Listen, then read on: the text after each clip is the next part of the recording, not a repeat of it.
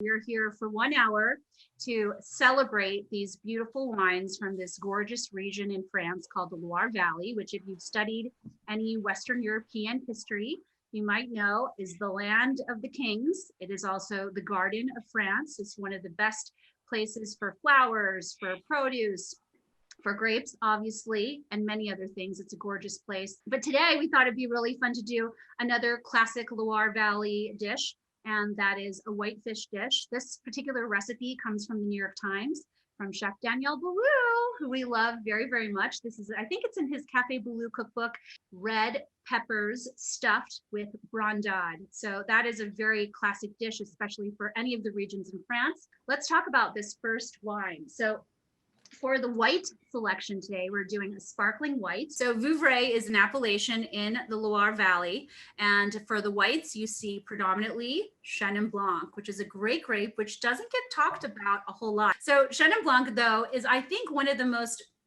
flexible grape varieties that they are. So it makes white wines, obviously. So it has a light skin, and it makes wines that really show off the terroir, kind of like Riesling and Chardonnay can, in that if you grow the Chenin Blanc in chalky soils, you'll get sort of higher acid, brighter styles of wine. You can also do it from all levels, totally bone dry, where you ferment all the sugar all the way into alcohol, or up through demi-sec and really, really sweet styles that moelleux that can last for many, many years. I think the oldest bottle of Chenin Blanc, Vouvray it was, and it was from a great producer, one of the ones that's most celebrated, which is Gaston Huet. And then there's another one named Beaumar. So from both of them, I've had wines from the 1920s. Actually, I think I had a 1919 maybe of the Beaumar as well. So this is a great variety that can last through the ages, and particularly the sweet styles can last for a very long time, because if you sort of do a little study into the chemistry of wine, which we always love to bring up because we've got a very famous chemistry professor here. Maria's just nodding at me, her husband. You know, it's all about sugar and all the various things that help a wine, you know, last and stand the test of time. So alcohol is one of them.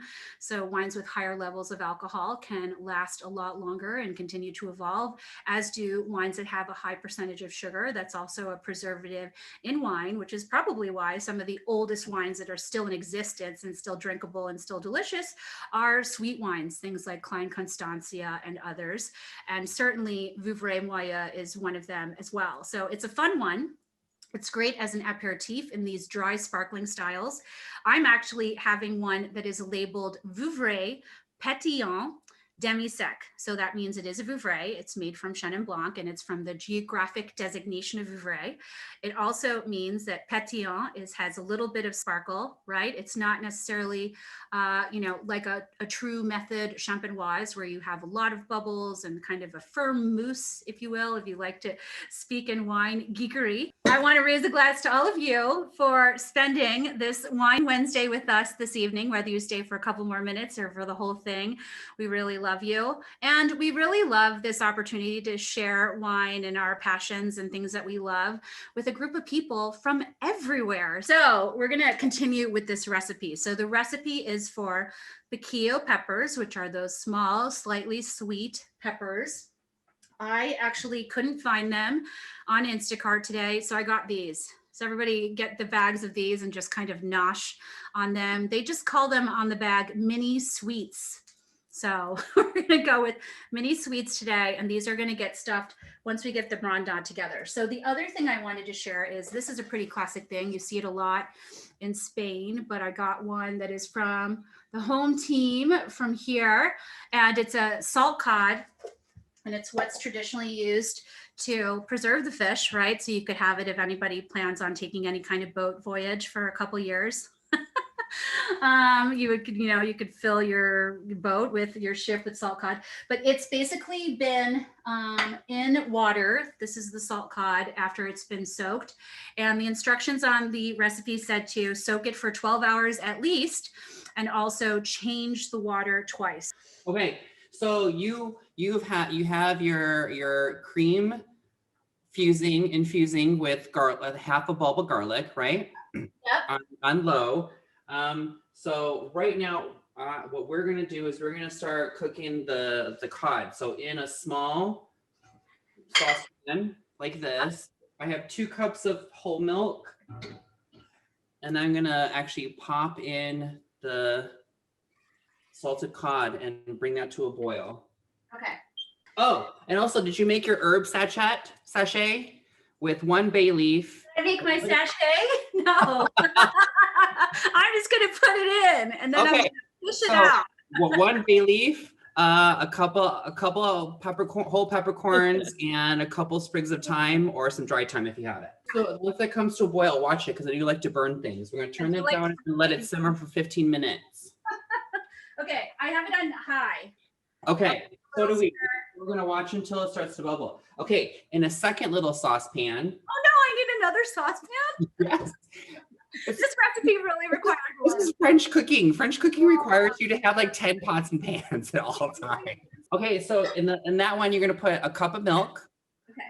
And then you're gonna heat that up with another sachet of the same spices, or just bay leaf, peppercorn, and your thyme. Throw that in the milk and then add your potatoes, and that's gonna come to a boil, and we're gonna simmer that for 15 minutes as well. So I don't know. I had a little bit of sparkling. I'm happy with my sparkling, my demi-sec Vouvray, but I also want a little red in my glass. We specifically chose this recipe because I think it works with both this sparkling white that's a little demi-sec, but also with a red wine. So this is a neat one. I have a GROLLEAU, but not the one that Mark and Dustin have from Bondi. I got the last 2 in Brooklyn.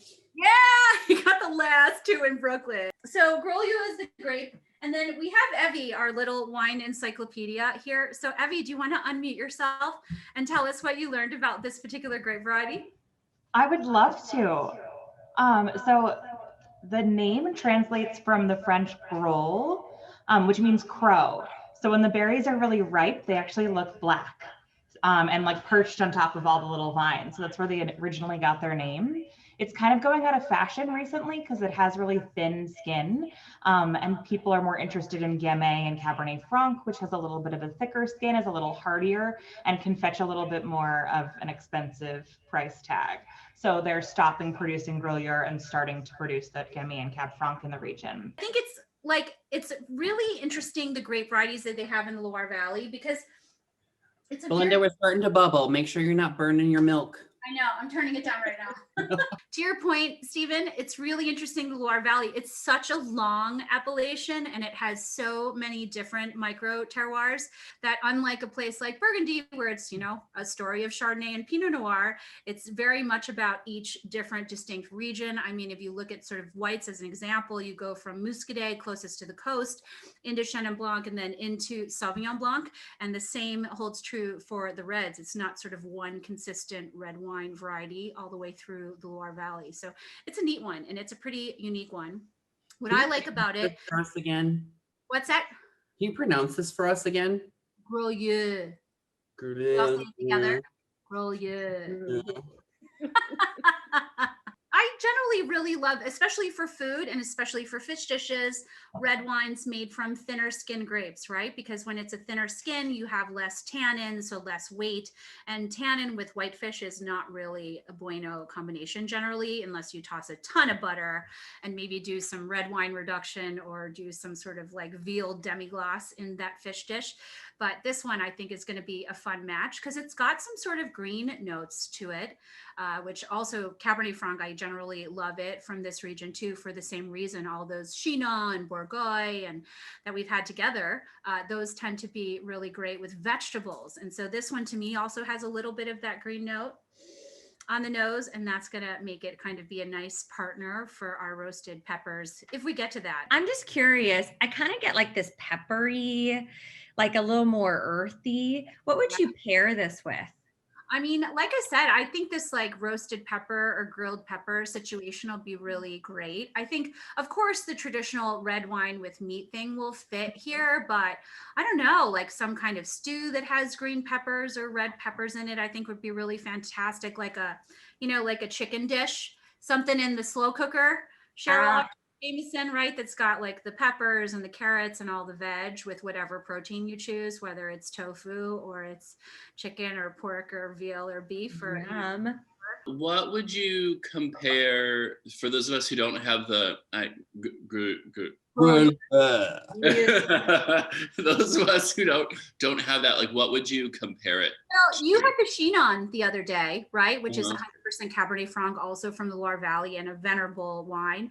I think it's a little like that. It shares some of those sort of green notes and the peppery character and its ability to go along with vegetables. However, the particular one that I have, I don't know about everyone else, but it's a little bloody. And I mean that in the best way. And what bloody means in wine terminology is there was a little iron, like an iron rich pocket of soil. Anyway, I know that we're a couple minutes away from pureeing the Brandade, and I'm going to continue to swirl and sip and play with my GROLLEAU. I wanted to share a little story about this particular producer. So Danielle, I did have to go online to buy this one. This is a neat one. It's a producer called Clau de Nel.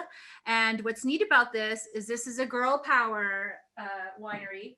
It's owned by Anne-Claude Leflevre. And if anybody is a Burgundy collector, you would know that the Leflevre family in Burgundy is total wine royalty, not just in Burgundy, but everywhere in the world. So it's got, some might say, a little twist on what someone from the Loire would do with GROLLEAU. But it sounds like the GROLLEAU that you guys have, Mark and Christina, is pretty fantastic too. And we like to say that something has typicity. So the next time you're in your wine shop, or you're talking to your wine consultant, or you get to be in a restaurant or a wine bar, that's a great one to use at the table when the sommelier is trying to help you, or the wine manager, whoever.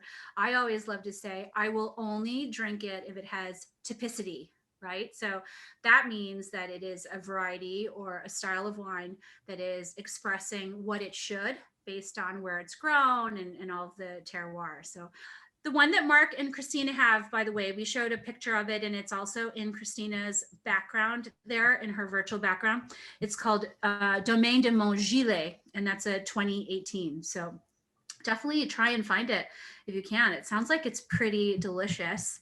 Okay, so I see Mark Chi and Dustin jointly assembling a blender, which means that maybe it's the moment of truth, Claire. We're making Potatoes Brandade. are tender. What are you making? The fish is flaky. Okay, so Yeah. we prepared in advance. So in the microwave, we have our garlic infused olive oil, aka you're using white truffle oil, and our garlic infused cream, which I kind of made into cheese, but I'm hoping it'll work. I will tell you, I had a bite of my sweet pepper with a sip of the GROLLEAU, and it was really lovely together. So I'm confirming that this is going to be a good pairing. It's totally going to work. And it's not easy to find red wines that play nice with vegetables. It's delicious. Wait, so you pureed it, and then you didn't do any of the other things you're supposed to do? You just spread it on your bread? Mm-hmm. Okay, great. So we created a new situation, a nouvelle Brandade. Et voila. Well done, everyone. Did you try that bite with both the red and the white? And how did it fare? The red made it taste more fishy. The red made it taste more fishy. Not Gotcha. in a bad way. Oh yeah, like in a good way. But in a good way. Like, it brought out the fish flavor, and then the white, because we did also, like, we were jealous that you had white truffle oil, so we topped ours with a little bit of truffle oil. Nice. So with the white, the sparkling, it really brought out the potato and the garlic and the butter. Yep. So, two completely different experiences. They both just meshed so well. Delicious. Both are Fun. But what's great is, like, again, with the GROLLEAU, GROLLEAU, you can say it. You can put the L in there just a little bit. GROLLEAU. GROLLEAU. Voila. Et voila. But that little bit of irony, that bloodiness, it did make the Brandade taste meatier, which is Interesting. That's great. so fun. Mhm. I think with the pepper, it's going to make the perfect match. All right, gang. I think that is everything that we have to share with you today. Feel free to unmute yourselves. And if you have to go, we bid you adieu. Cheers. I think that's for boomeranging.